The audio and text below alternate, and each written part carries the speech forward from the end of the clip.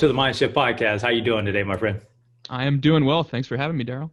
How's the weather over in Austin today?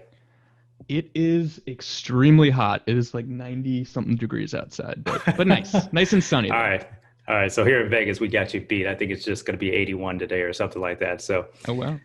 yeah, it's going to be nice. So man, tell me something. How did you go from an economics background or degree and land in the world of sports writing? So honestly, it was an accident. I had no idea what I wanted to do going into college. I really only majored in economics because I thought that was, what smart people did. That was just like the wise path to take. If you had asked me at the time, like I couldn't have told you where I thought it was going to lead me. I was just like, I'm going to work in business in quotes. I had no idea what that meant. I had no particular inclination towards it. I just kind of did it because I thought it was smart. Um, then I quickly found out taking economics classes that I hated economics. Very quickly. I remember in my first class just being like, why am I here? And somehow I always knew I loved sports, and I just somehow got led to the school newspaper. I don't even remember who told me about it. I had never really done Right. any writing before. Just like Uh-huh. showed up one day, and I was just kind of like, are they going to even let me write? Like, I don't even consider myself a good writer. Somehow that turned into me covering the men's tennis team because I was a huge tennis fan. Yeah. And after writing like a couple articles, I was like, I love this. I'm obsessed with writing. I'm obsessed Wow. with sports. And I was just like off to the races. Total That's accident awesome. though. No, it's interesting though, but and it's a funny thing. We say it's total accident, but was it? You know what I mean? Yeah. Yeah. I mean, I do believe that deep down, but at the time I had no idea what was happening. Most definitely, most definitely. Those people who listen to my show and go back all the way to episode one, people don't know that I landed at Taco Bell when I was 16 years old, and it was a pure phone call fluke a couple days before Christmas, and I ended up being a general manager of Taco Bell a few years later. I mean, it just who would have thought I'd have never said I Yeah. was going to be a general manager for Taco Bell growing up. So anyway, we were talking offline before we started, and I was telling you about my dad going to Ohio State and you going to Hmm. Michigan, and boy, that battle of me loving that blue and that gold, let me tell you. But loving Ohio State too, for my dad's school. But so listen, I love the idea that you help entrepreneurs today write unputdownable books that leave legacies. Tell me about the journey to that business space. Sure. So it was just really this haphazard. I'm writing about sports for the school newspaper, which turned into me stumbling into a job as a sports blogger, um, right out of college. But that's just not a very lucrative career, we will say. So I was enjoying myself, learning a lot, but living with my parents, making like no money. So clearly had to do something different. I just, again, like had absolutely no idea what to do and was just kind of like following my instincts here. Uh, and for some reason, I had this idea to write a book about sports betting because I had kind of like carved out this little niche Hmm. within the sports blog I worked for, just like writing about sports gambling because not a lot of people did it. I'm like, there's no good book out there. All the books are like super advanced. And there's kind of like an opportunity to write something more for like casual fans and beginners. So I self-published this book when I was 22 or 23. And it did super well. Like to Oh, date, come it's on. made You're about, you're being you're being modest. Tell everybody it was, come yeah. on, it was So bestseller it, in 10 days or something. yeah, it was a bestseller in the first month, like number one in the sports betting category, and even more importantly, it like stayed in the number one spot for a while. It Wow. hasn't made me rich, but it's made like 15 grand over a few years. Pretty good, all profits. And I just was like so shocked by this because I knew nothing about writing books, nothing about Hmm. self-publishing or traditional publishing. I was like making this money and having people reach out to me. Wound up getting a offer from like an imprint of Simon and Schuster. I was like, what is Hmm. going on? Like, why do not more people not talk about this? That some 22-year-old kid who doesn't know what he's talking about can just Wow. like publish a book and it's going to do super well. Yeah, Wow. and that just led me to getting obsessed with publishing and books and working with entrepreneurs. That's interesting, man. So there was I remember reading that, again, that was a pivotal time in your life when you wrote that book, right? So here we are talking about the breakthrough story of writing a bestseller, holding that spot for over a month, making 15K in revenue. But share with our audience, if you don't mind, the story that led to you getting ready to write that book. Yeah, so it's a two-part story. So it starts when I was working for this sports blog, and full transparency, I was making $1,000 per year. That was my salary for a full-time job. I think it was even less than minimum wage, but they classified me as like a freelancer, so it was somehow legal for them to do it. So obviously, I was living with my parents. I couldn't afford to live in New York City, not anywhere close. And I was basically like, all right, guys, like, I need a raise. This is absurd. Like, I want to live on my own. I can't live with my parents forever. And I remember talking to like the boss of the media company that owned the blog I worked for. And he was like, yeah, like put together a proposal. I put together a proposal, and I thought it was like so convincing. Like, clearly I'm worth more than $20,000. This should just be a no brainer. And he just like calls me back and he's like, really enjoyed your proposal. Love your work. We can give you a raise to $28,000. And I was like, what are you talking? Do you not understand that I can't live in New York City for $28,000? Like, do you I'm not asking to understand be the rich. words? Like, Do you understand the words that are coming out of my mouth? I was speechless. I remember like walking down the street in New York City and just being like, is this guy serious? So at that point, I was like, okay, this is just not a viable career path. I quit. That was like my main breakdown. I had no idea what to do. I basically just decided to move to Prague and teach English because I love traveling, and it just seemed like the easiest way to like be abroad and be able to sustain myself financially. But after teaching English for a little bit, yeah, I was teaching in this little village outside of Prague. It's called Žičany. No one will have heard of it. I hadn't heard of it. Czech people haven't heard of it. And I was sitting there like teaching these like 4 and 5-year-old kids. They're just like running around outside going absolutely insane. None of them speak any English. I don't speak any Czech. Wow. And one day this kid just like started freaking out at some other kid, and they were fighting, but there were like 35 kids that I was supposed to watch by myself. So I'm like looking at 2 kids, fighting playfully. Then behind me, there are 2 kids like fighting aggressively. And one of the kids punched the other kid's tooth out by accident.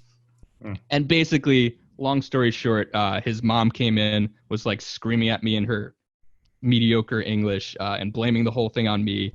The like administration like basically put me on like probation. Now, again, I'm making like, I don't know, like $8 an hour to do this or something. And I'm just like, where did I go wrong? That like, I'm trying my best here. I want to help these kids. They're super cute. I love it. But like, I just can't be treated like this. And right after that, I wrote this book on sports betting because I had nothing better to do. Yeah, it's interesting story. Like you said that, like, what wrong turn did I make again here?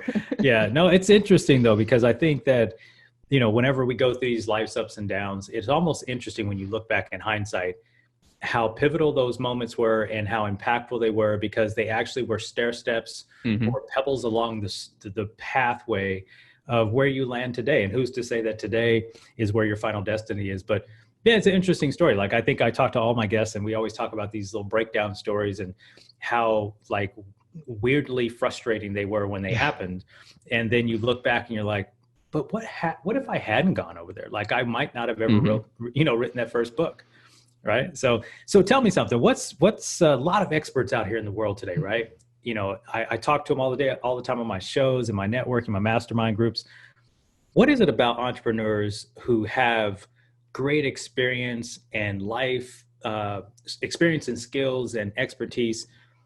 What do they struggle with when it comes to writing a book? I think the most common thing is that most entrepreneurs tend to be much better speakers and very like kind of in the moment, and have trouble like stepping back, making a plan, like writing things out super detailed. Like they're super comfortable just like getting on a podcast and like shooting it around with you. But this like daunting process of like having to sit by themselves, it feels like you're not like taking any action, you're not making any money immediately. It's almost like the antithesis of like business.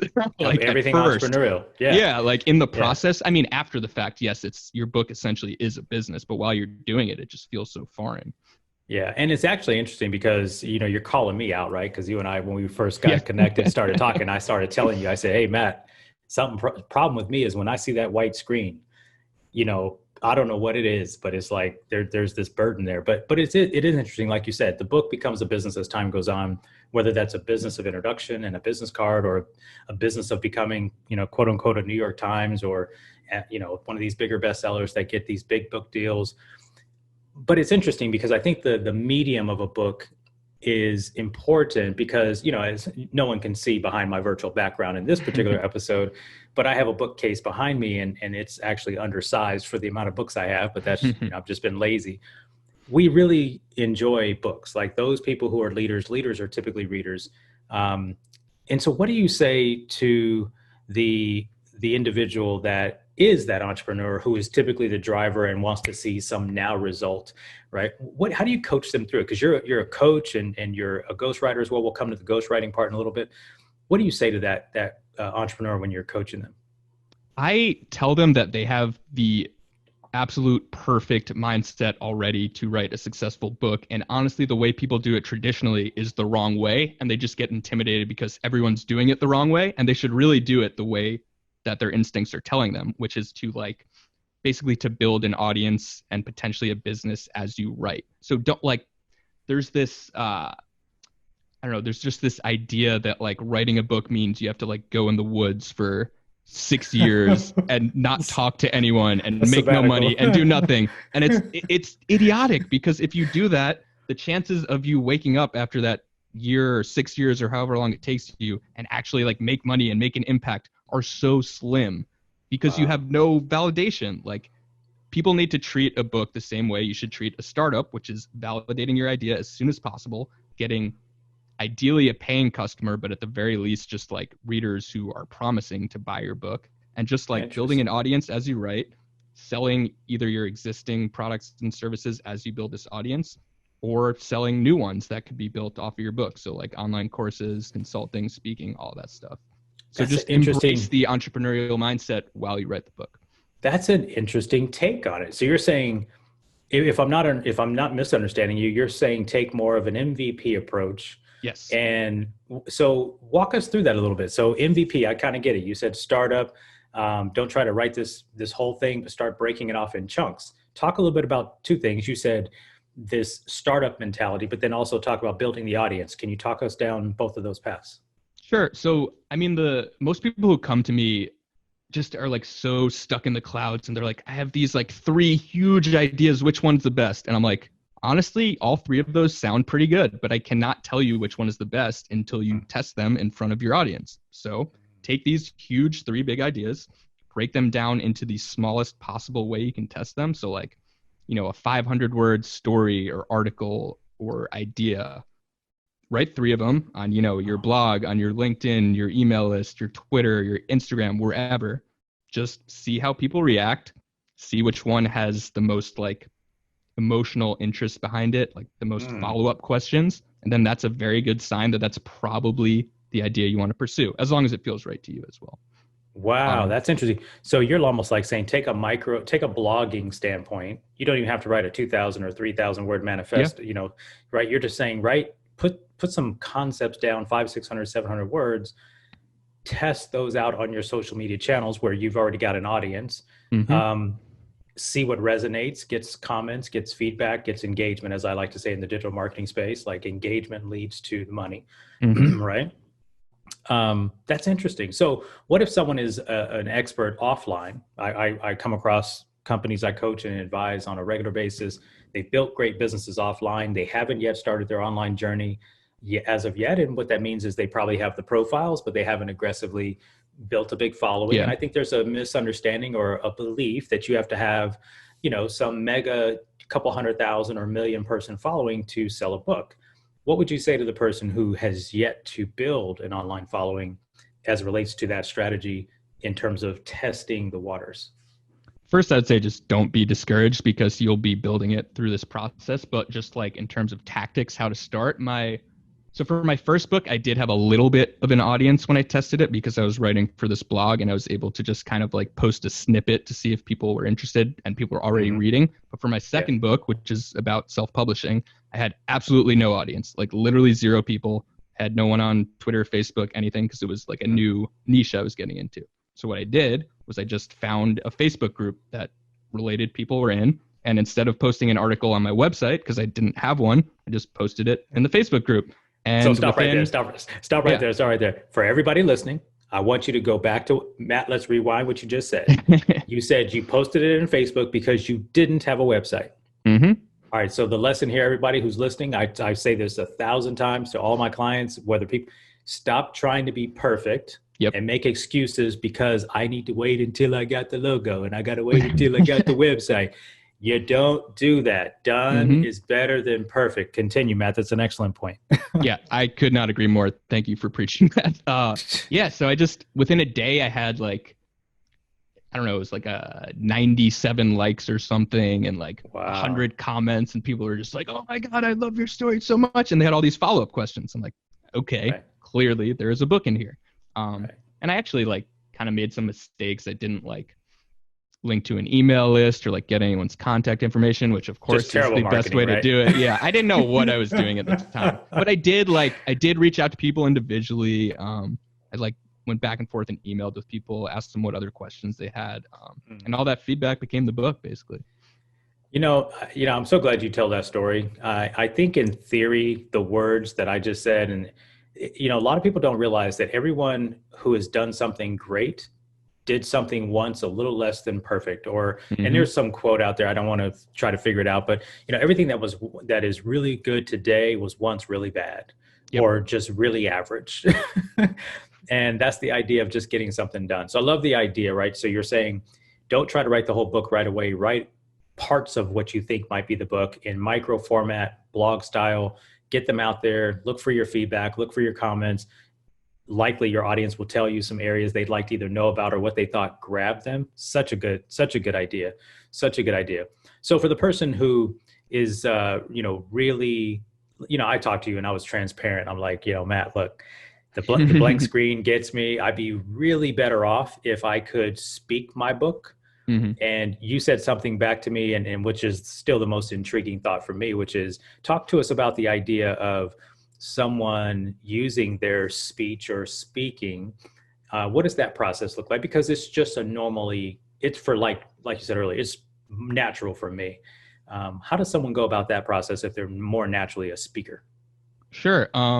And before we get into that, I know we were talking about how most people think this is like kind of like a lesser way to write your book. Like there's something less valuable about it, which I thought this too. Yeah, exactly. Yeah. I thought this too until I realized you're not legit. Like you're not legit. You're not, which is just complete nonsense because like some of the most important people in history dictated their book because most of them were good speakers. Like Malcolm X, even on the cover says as told to Alex Haley, who's like a super famous writer.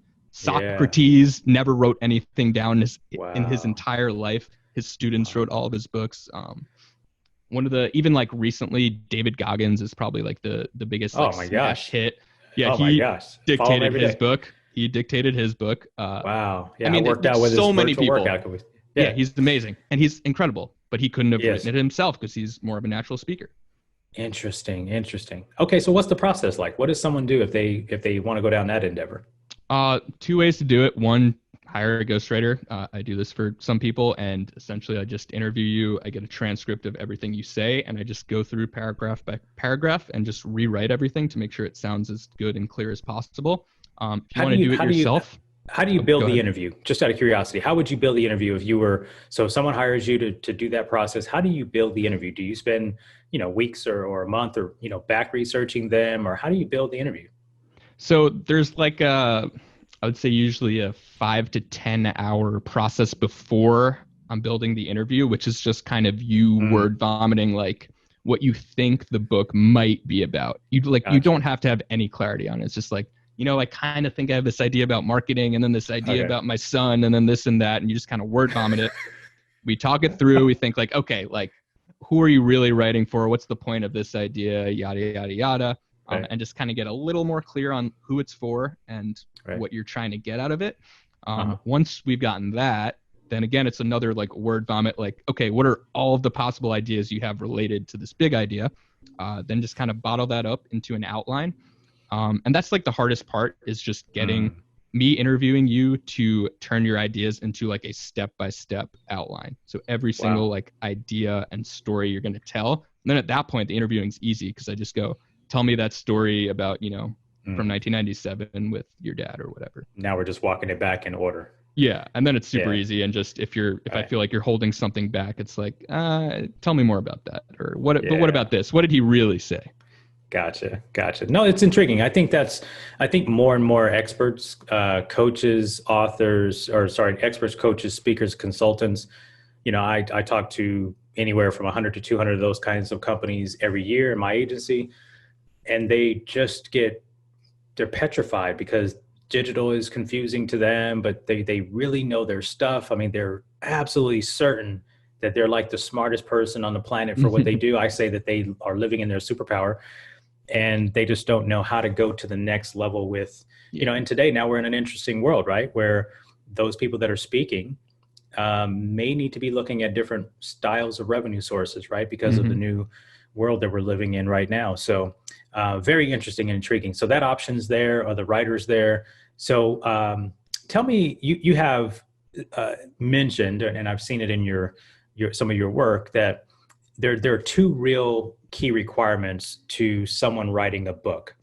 Um, can you share those two with our audience and talk? Let's talk a little bit about those two. I can. I don't remember the I'll exact give them two. to Can you. you? Yeah, can you? So I you write a said lot of they, stuff, so I forget some yeah, of yeah, my own yeah, yeah.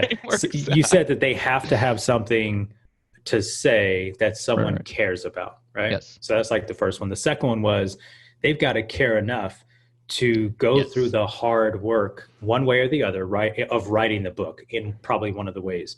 But when do you ever come across people that just want to write a book because they think they're going to become rich? Uh, Less often than you'd think.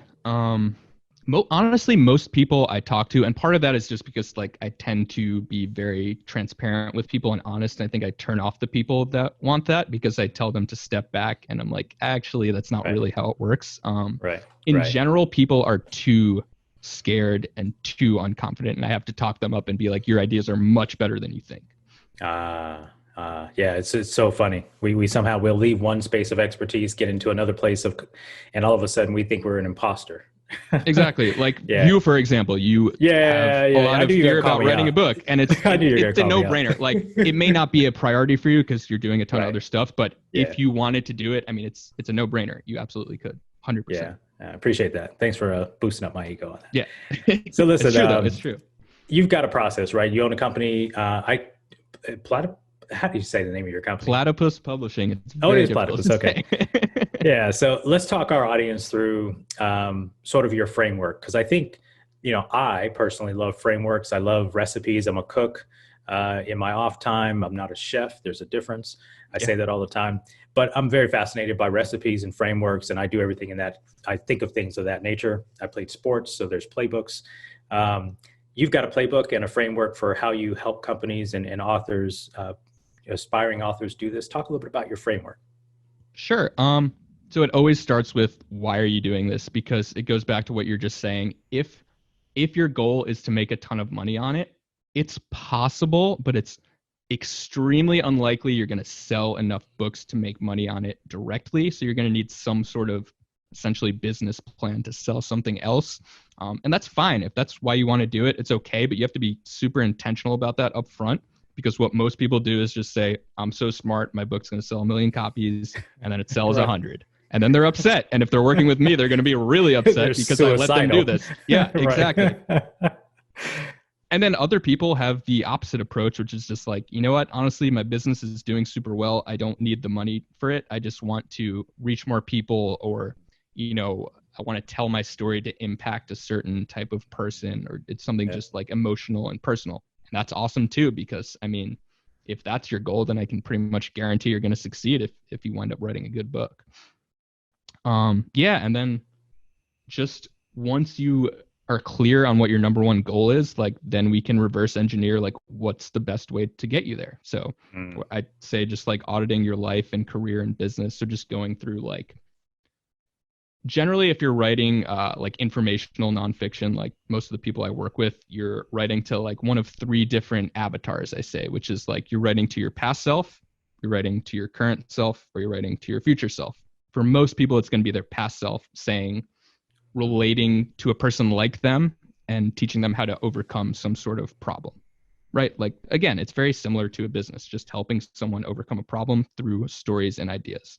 Um, yeah, so just getting really clear on who that person is, where they hang out, where exactly they're at in their life, in their business, in their career, and just connecting with them emotionally through a book, taking them through the journey. Yeah, and just the rest of my process, like distilling this kind of vague problem into like a clear, big idea, testing it in the way we were talking about before with some sort of, social media post or article, Yeah, building I some love sort that. of upsell around that, right? A course, maybe you already have one, maybe you don't. Uh, could just be speaking, coaching, whatever it is, just making sure that it fits naturally with the book so that people actually tangent. A big problem with people who write books like this is they think that the book is just a sales pitch. And you can go on Oh, like Amazon and look at these books, and you'll just see like hundreds or, well, not hundreds, probably dozens of negative reviews. Like, this book was just a yeah, sales pitch. This book was yeah. just a sales pitch. It's a We've huge all had mistake. one. We've all had one. And it's Every five, totally okay. every 10 pages, go to such and Exactly. such.com. Yeah. Yeah. It's totally okay to sell something, but it has to be natural, and the book has to stand on its own. But if someone is so captivated by it, there should be a next step for them. Yeah, I've seen some great authors to that point. I'm glad you brought that up. Some great authors, great leaders who have written books that way. And it's just like, listen, if the world doesn't know that you sell this thing or that thing, you can always tell them in the out part of the book, right? In the intro or the backside of the book, or after they buy the book, you can send them an email. But yeah, I've seen books like that where you're like, oh my goodness. So And you can just interesting tell they're point. holding stuff back, and you're like, I paid, 10 Yeah. bucks for this book, and you promised And me it this, shows and you didn't fulfill it. and it shows up in the reviews, like you said. And Amazon is I mean, you don't have to go very far to figure out how good or bad something is. Yep. You always get your ones, which are maybe your haters. You always get your fives, which are your most loyal fans. Mm-hmm. But the gold is in the twos through fours. Is Yep. what I tell Yep. people all the time. Story, real quick. I want to ask you about story as we kind of bring to a close. I've read some of yours. You tell some great stories. What's in your opinion, some of the keys to having, first of all, how important are stories to the book? And number two, how do you tell a good story in your words? So my favorite quote around storytelling comes from a guy named Neil Strauss, who's written like 4 million New York Times bestsellers. Like, he's probably the most successful writer like of our Wow. generation. And he just says like, just tell the interesting parts, period. Like, that is honestly all you need to know about writing good stories. So many people give so much background, so much dialogue, so much extra. Only tell the interesting parts. You do not have to tell everything. People do not care what you had for breakfast. They care about when the burglar came in and tried to steal your breakfast. Right. So that's the Right. that's the So most you're like, important thing. gotcha. Be brief. Yeah, and it's not even, that's the thing. It could, for some stories, it's going to be brief. For some stories, there might be tons of details, but just Okay. whatever's interesting, right? It might be one detail or it might be thousands, depending on what the Gotcha. story is. That's an easy filter. Is this part of it Exactly. interesting? If it's not, Exactly. it's extra and it's got to go. That's a Because very interesting point. strangers are, scrolling Twitter, Facebook, LinkedIn, Instagram. There is always something more interesting than your uninteresting details. Always. I There's love a it. cat video. Everyone, when someone Just is waiting. reading your stuff, they're just waiting to click on a cat video. Every single word. If you lose one word that's not interesting, boom, cat video, and they'll never read you again. You're done. I love it. I love it. I love it. It's funny though. I'm laughing, but it's so true, right? Yeah, You're one squirrel or cat video away. It's it's true. It's so true. one game, one anything, one quiz. Mm-hmm. Mm-hmm. It's interesting. Great point.